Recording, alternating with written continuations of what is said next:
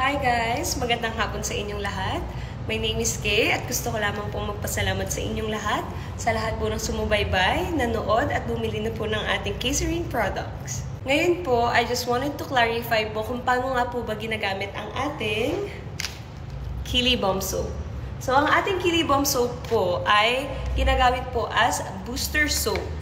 Marami pong nagtatanong ano nga po ba yung booster soap.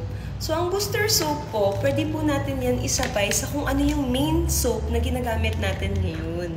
Kung gumagamit po tayo ng ibang sabon, kung gumagamit po tayo ng beauty white soap, hindi nyo po kailangang palitan yung ginagamit yung soap para lamang po gamitin nyo yung Kili Bomb Soap natin. Makikita nyo po sa likod ng ating Kili Bomb Soap, meron po ditong listahan kung ano po ba yung mga tina-target at kung saan po ba natin pwedeng gamitin ang Kili Bomb Soap.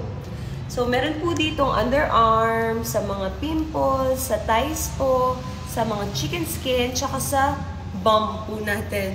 Pwede po natin yan gamitin ng ating Kili Bomb Soap.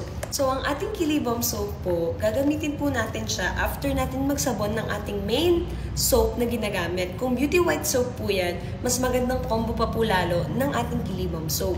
Ang ating Kili Bomb Soap po, pwede po nating isunod yan na ipangsabon sa buong katawan natin after po nga natin gamitin ang ating mga main soaps.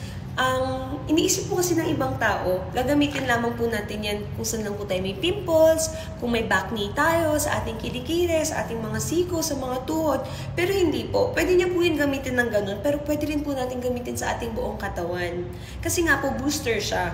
Kung meron man po tayong mga uneven skin tone sa mga kahit saan man po, hindi man po specific part of our body, pwede po natin gamitin yan. At ayun nga po, sana po na-explain ko po ng properly sa inyo kung paano nga po ba natin talaga ginagamit si Kili Bomb Soap, ang ating booster soap.